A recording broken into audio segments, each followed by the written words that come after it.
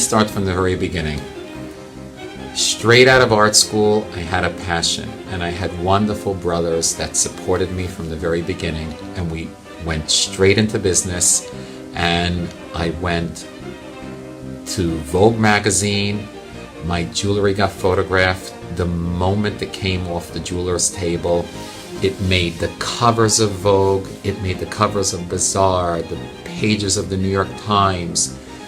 I went to the best designer at the time, Jeffrey Bean, and he was like, I have a show next week, please let me use your stuff. And that's what I call it, I'm surrounded by my stuff. But my brothers and I went into this business. We shipped Bergdorf Goodman, our first client, May 3rd, 1981. It was groundbreaking. There was nothing like me on the scene, nothing celebrating nature. I always say it's about the stone. It's a conversation I have with those stones. I put it into something extremely wearable, extremely interesting. I don't mean to say that all that other stuff out there from 1981 till now isn't interesting, but my jewelry is extremely interesting, and it was a category, like I said, that didn't exist. Tourmalines next to woods, next to leather, the diamond in the rough and everything else that came in between, the mother rock, the mother of pearl, the blisters, the things, all for you to celebrate your senses and all for you to have something collectible. But what the magazines did was show things because it was editorial. And again, with that first Jeffrey Bean show, I was like, wow, this is an industry I definitely love.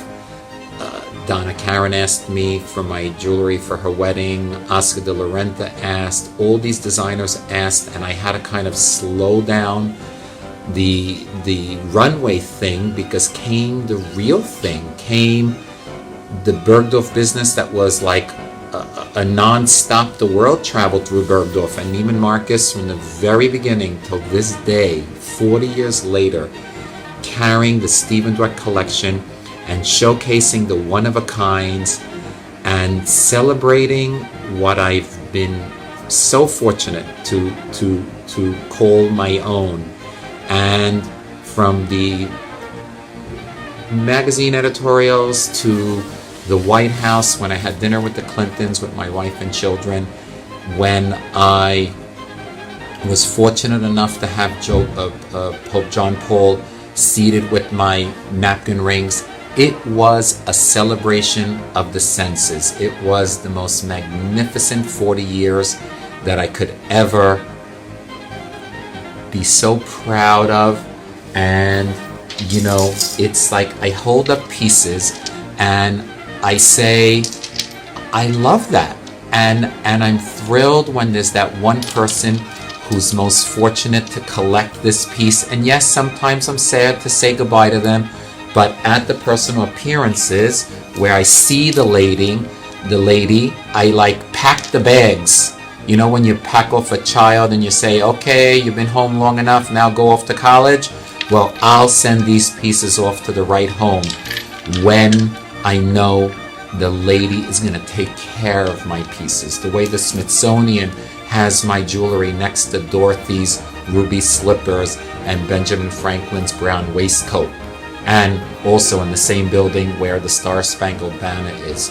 I'm not bragging. I am giving you an insight of the 40 most fabulous years working with the best of photographers, the best of editors, the kindest of store executives, the celebrities. Beyonce, her mom would send me apple pie every Christmas for always dressing up her daughter in minerals and things that wasn't so a big diamond on her finger. It was the personality pieces. Celine Dion inviting my daughter on stage to celebrate how much she admired my jewelry and brought my daughter up and gave her a rose on one of her Las Vegas performances.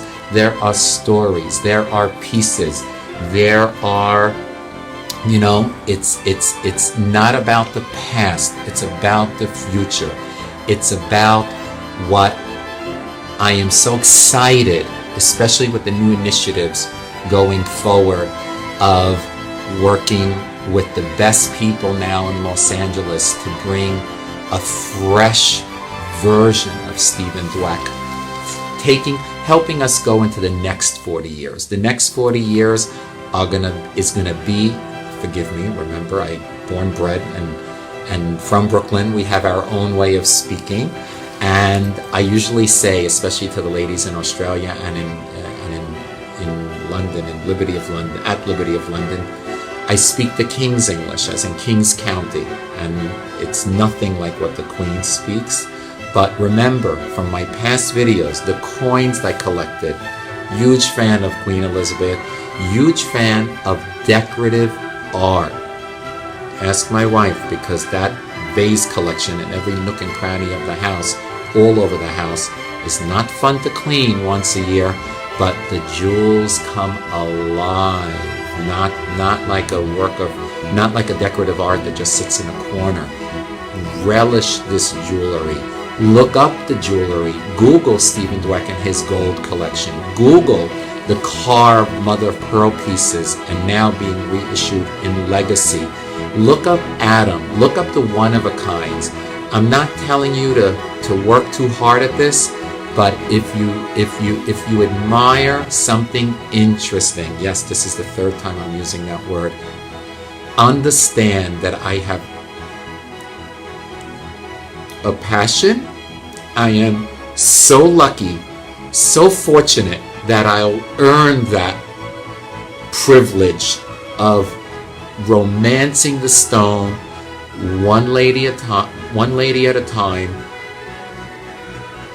Every lady that wants to put a smile on her face, I've been told by every lady who collects my stuff, and I like to call my jewels my stuff, and I'm surrounded by my stuff, I'm told not only do I adore and I get compliments and I get oohs and ahs, but it's my other half, my companion, my husband, my boyfriend, that happens to love your stuff also. You know what it is? You're touching the earth. You're wearing the earth. You're connecting yourself. Is there some magical property in this? No. Maybe. Wait, let me correct myself. Maybe. But you're wearing the planet. Flaunt the planet. Flaunt nature. Enjoy. Stones become more rare and more rare. Unfortunately, in this past year, we've seen so much change. We've lost so much. But celebrating the people who unearthed this array of gems, if they're here with us or not, we thank them. I thank them. I can't do it without the entire chain of stone supply, stone carvers, pearl farmers. Thank you all. Please stay tuned for the next 40. It is a celebration of the senses. And I'm so privileged and so excited of what's yet to come. Trust me, Adam is going places. And thank you to my editors, to my retailers, to my customers, to that one lady who takes off of work during her break, her lunch break, and she comes to the counter, and yes, I pen sign. I sign those pieces to remind them, like a lady who bought some pieces in Houston at the Neiman Marcus there, and I said, should I engrave your pieces? It's a nice few words to put in a piece that you're going to pass down. And she said, Stephen, I have no daughters, I have daughter-in-laws. And yes, they're going to remember who my pieces came from, because their mother-in-law's piece is inscribed on the back along my signature. So, thank you, and to the next 40.